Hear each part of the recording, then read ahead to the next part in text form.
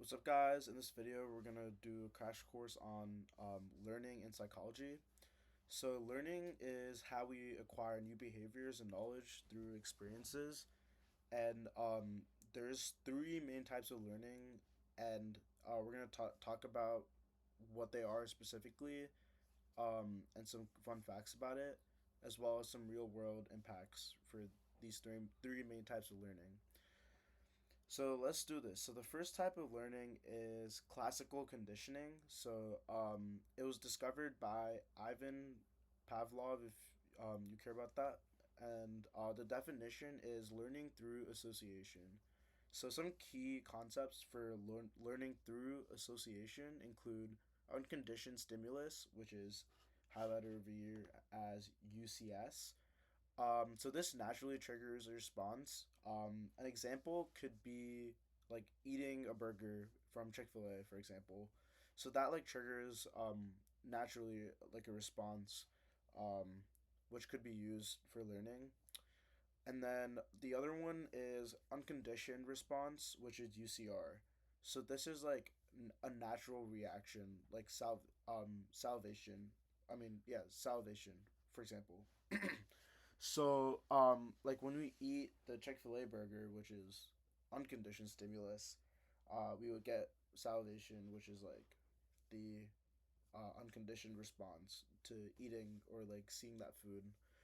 Um, and Another type of stimulus is the conditioned stimulus, which is like previously neutral, but like now triggers a response after association. So it could be like ringing a bell, and then there's also conditioned response, which is just CR, which is like the learned reaction to um, the conditioned stimulus, which is like um, salivating at the bell, for example.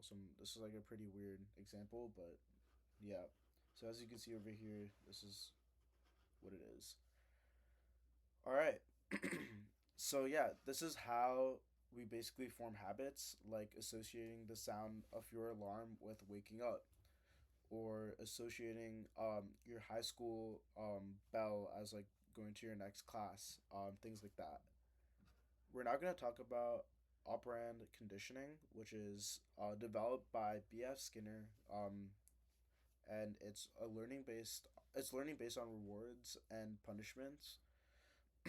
So we have reinforcement, which increases the likelihood of a behavior. So there could be like positive reinforcement, adding something pleasant like getting candy or playing video games after getting good grades.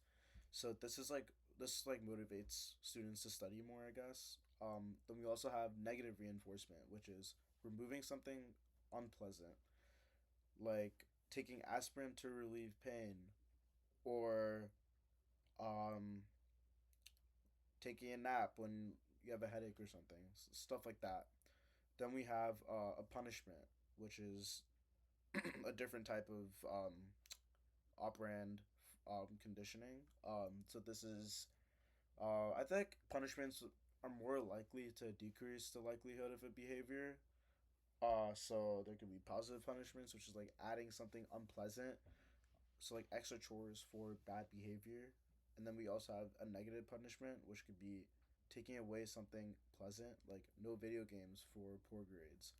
So this explains why reward systems are like a loyalty program, and they're pretty effective. Now we're going to talk about observational learning. So it's studied. This type of learning was studied by Albert Bandura, and it's by watching others. So a key experiment could be the Bodo doll study, which children were mimicked aggressive behaviors of adults, and that's like one of the key experiments if you want to know that. But the real life application is learning and social norms and the influence of social media on behavior.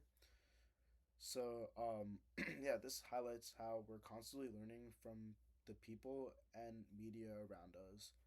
Uh, and yeah, I think that's a pretty self-explanatory way of learning. It's very obvious, especially with Instagram Reels and TikTok being in the world. But yeah, so learning shapes our behaviors and habits and even our cultures. So by understanding how we learn, we can improve education, parenting, and personal growth. So yeah, thanks for tuning in, and make sure you use these techniques for learning and getting good grades.